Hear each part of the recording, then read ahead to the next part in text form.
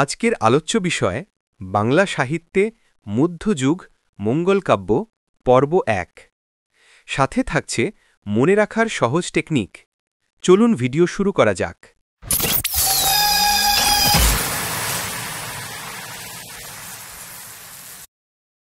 প্রথমে আলোচনার শুরুতে জেনে নেওয়া যাক মঙ্গল নামের উৎপত্তি সম্পর্কে। দেবদেবীর মাহাত্ম্য বর্ণিত এই কাব্যের কাহিনী শ্রবণে মঙ্গল হয় বলে মানুষের বিশ্বাস। এক মঙ্গলবার থেকে আরেক মঙ্গলবার পর্যন্ত গানগুলি গাইবার রেওয়াজ ছিল। প্রাচীন মধ্যযুগের সাহিত্য মাত্রই ছিল গেয়। তাই অনুমান করা হয় কাব্য কাহিনীর আদ্যপ্রান্ত মঙ্গল রাগে বা প্রধানত মঙ্গল রাগেই গাওয়া হতো। মঙ্গল শব্দটি সম্ভবত ভারতীয় কোনো অনার্য ভাষা থেকে আগত। দ্রাবিড় ভাষায় মিলন অথবা বিবাহ অর্থে এটি ব্যবহার হয়।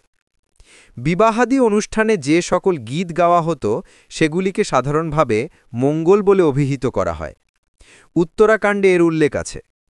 এছাড়া এ প্রসঙ্গে বাংলা মঙ্গল কাব্যের ইতিহাসকার আশুতোষ ভট্টাচার্য বলেছেন, প্রাচীন বাংলায় বিবাহ উপলক্ষে প্রচলিত লোকসঙ্গীতের রাগকেই মঙ্গল রাগ বলা হতো। পরে এর অর্থ সংকুচিত হয়ে দেবদেবীর বিবাহ অর্থে শব্দটি ব্যবহৃত হয়। অতঃপর বাংলায় দেবদেবীর মাহাত্ম্যসূচক রচনা মাত্রই মঙ্গল নামে পরিচিত হয়েছে। মঙ্গল কাব্যের দেবদেবীর অমঙ্গলকারী শক্তিকে ভক্তের মনে স্থান না দেওয়ার উদ্দেশ্য মঙ্গল নামকরণ হতে পারে। এবার জানার পালা, মঙ্গল কাব্য কী, এর উদ্ভব ও রচনার সামাজিক প্রেক্ষাপট। বাংলা সাহিত্যের মধ্যযুগে সমাজের সর্বস্তরে নানা দেবদেবীর পূজা প্রবর্তনের ও তাদের লীলা মাহাত্ম্য প্রচারের উদ্দেশ্যে যে আখ্যানধর্মী কাব্যসমূহ রচিত হয়েছিল সেই কাব্যগুলিকে মঙ্গল কাব্য বলে। উদ্ভব সময়কাল ত্রয়োদশ শতক থেকে অষ্টাদশ শতক পর্যন্ত মুসলমান শাসনকালেই মঙ্গল কাব্যগুলো সৃষ্টি হয়েছিল। এর পশ্চাতে কিছু সামাজিক কারণ বর্তমান ছিল।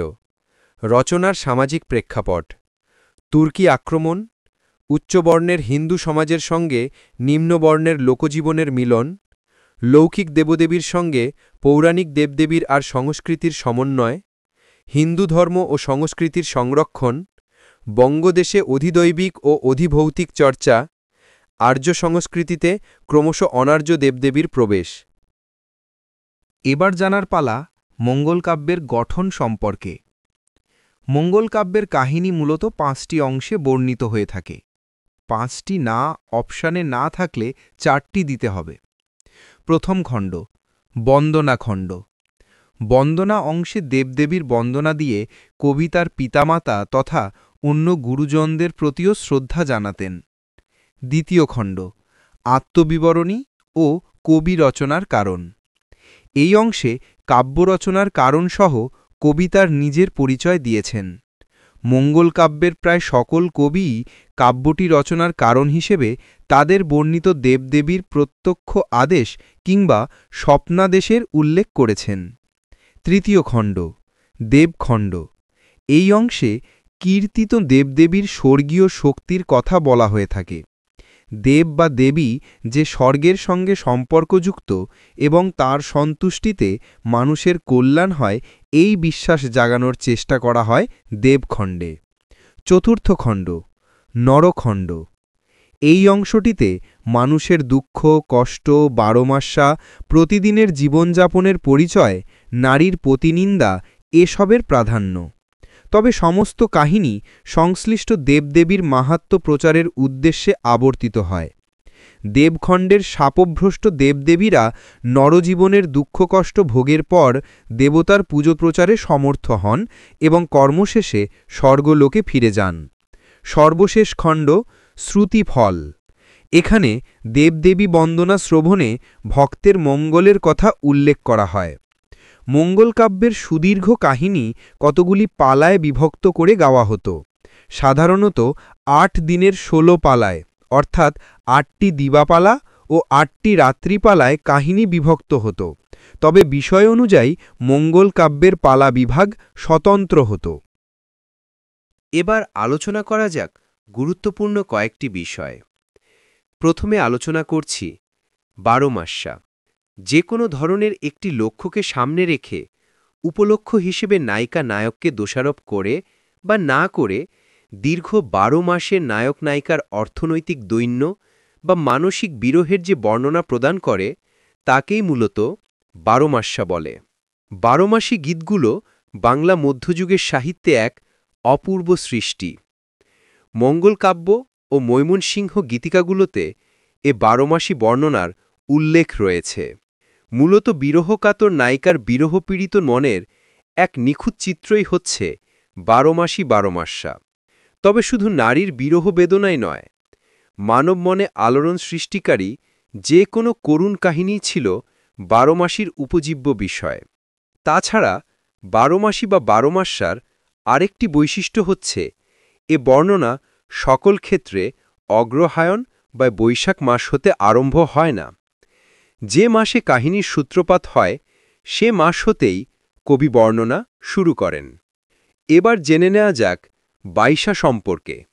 বাইশা মনসামঙ্গলের জনপ্রিয়তার জন্য বিভিন্ন কবির রচিত কাব্য থেকে বিভিন্ন অংশ সংগ্রহ করে যে পদসংকলন করা হয়েছিল তা বাইশে কবির মনসামঙ্গল বা বাইশা নামে প্রচলিত। চৌতিশা মধ্যযুগীয় বাংলা সাহিত্যের এক প্রকার খণ্ড কবিতার নাম চৌতিশা। বাংলা ৩৪টি ব্যঞ্জনবর্ণের প্রত্যেকটি এক বা একাধিক চরণের আদ্যবর্ণ রূপে ব্যবহার করে বিভিন্ন মাস বা ঋতুতে নায়ক বা নায়িকার বিরহের বর্ণনার উদ্দেশ্যে যে পদ রচনা করা হয় তাকে চৌতিশা বলে। চৌতিশা অর্থ বিলাপ। নায়ক নায়িকার বিরহের বর্ণনা বারোমাসীতে বর্ণিত হয়, কোনো কোনো কাব্যে তার চৌতিশায় বর্ণিত হয়। যেমন লাইলি মজনু কাব্যে বারোমাসীর পরিবর্তে চৌতিশার মাধ্যমে নায়ক নায়িকার বিরহ ও কষ্টের বর্ণনা করা হয়েছে। মনে রাখতে হবে, যুদ্ধবর্ণনা মঙ্গলকাব্যের অন্যতম বিশিষ্ট লক্ষণ। এক মনসামঙ্গল ব্যতীত সকল মঙ্গলকাব্যেই বিস্তৃত যুদ্ধবর্ণনার উল্লেখ আছে। বীর রসের সঙ্গে সঙ্গে বিভৎস রসেরও ইহাতে পরিবেশন করা হইয়া থাকে। শ্রেণীবিভাগ খুব একটা গুরুত্বপূর্ণ নয়, তাও একবার চোখ বুলিয়ে নিতে পারেন।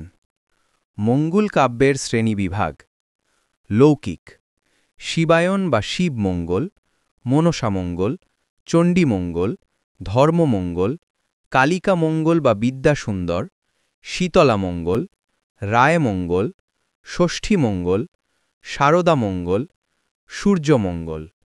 পৌরাণিক: গৌরীমঙ্গল, ভবানীমঙ্গল, দুর্গামঙ্গল, অন্নদামঙ্গল, কমলামঙ্গল, গঙ্গামঙ্গল, চণ্ডিকামঙ্গল।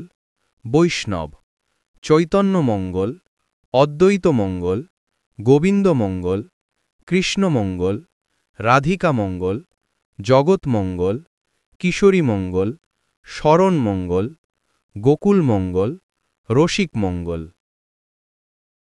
এবার গুরুত্বপূর্ণ টপিক, মঙ্গল কাব্যের কবিদের নাম জানা। শুরুতে জেনে নেওয়া যাক মনসামঙ্গল কাব্যের কবিদের নাম: কানা হরিদত্ত, বিজয় গুপ্ত, নারায়ণ দেব, বিপ্রদাস পিপলাই, ষষ্ঠীধর দত্ত, তন্ত্রবিভূতি, কেতকা দাস ক্ষেমানন্দ, জগজ্জীবন ঘোষাল। এবার জেনে নেওয়া যাক চণ্ডীমঙ্গল কাব্যের কবিদের নাম: মুকুন্দরাম চক্রবর্তী, মানিক দত্ত, দ্বিজ মাধব, দ্বিজরাম দাস, রূপরাম চক্রবর্তী প্রমুখ। অন্নদামঙ্গল কাব্যের কবিদের নাম: ভারতচন্দ্র রায়গুণাকর, ধর্মমঙ্গল কাব্যের কবিদের নাম: ময়ূর ভট্ট, আদিরূপ রায়, খেলারাম চক্রবর্তী, মানিকরাম, রূপরাম চক্রবর্তী, শ্যাম পণ্ডিত, সীতারাম দাস, দ্বিজ প্রভুরাম, ঘনরাম চক্রবর্তী, নরসিংহ বসু প্রমুখ। এত নাম মনে রাখব কিভাবে? চিন্তা করতে হবে না, শুধু আদি আর শ্রেষ্ঠ কবির নাম জানা থাকলে মোটামুটি কাজ চালিয়ে নেওয়া যাবে। ছন্দে হোক বন্ধ, শুদ্ধ অশুদ্ধের দ্বন্দ্ব। মনে রাখুন, চণ্ডী মামু মনসা কাবি, অন্যের ভারতে ধর্ম, ময়ূরের ঘন রূপ পাবি। আদি অর্থ আগে, তাই আগে যার নামের প্রথম বর্ণ আছে তিনি আদি কবি, পরের বর্ণ হবে শ্রেষ্ঠ কবি। চণ্ডী মানে চণ্ডী মঙ্গল, আর মামু শব্দের মাতে আদিকবি মানিক দত্ত, মুতে শ্রেষ্ঠ কবি কবিকঙ্কন মুকুন্দরাম চক্রবর্তী। মনসা মানে মনসা মঙ্গল, আর কাবি শব্দের কাতে আদিকবি কানা হরিদত্ত, বিতে শ্রেষ্ঠ কবি বিজয়গুপ্ত। অন্নদা মানে অন্নদা মঙ্গল ভারত শব্দে হবে ভারতচন্দ্র রায়গুণাকর, তিনি এই কাব্যের আদি এবং শ্রেষ্ঠ কবি। সর্বশেষে আছে ধর্ম মানে ধর্মমঙ্গল, আর ময়ূরের ঘনরূপ শব্দে হবে ময়ূর শব্দে হবে আদিকবি ময়ূর ভট্ট, ঘন শব্দে শ্রেষ্ঠ কবি ঘনরাম চক্রবর্তী। এছাড়াও রূপ শব্দে রূপরাম চক্রবর্তীর নাম মনে রাখা যায়। এবার বিগত বছরে চাকরির প্রশ্ন কেমন ছিল দেখে নেওয়া যাক। প্রথম কয়েকটি প্রশ্ন সলভ করে দেওয়া হয়েছে, বাকি প্রশ্ন সলভ করে কমেন্ট করুন।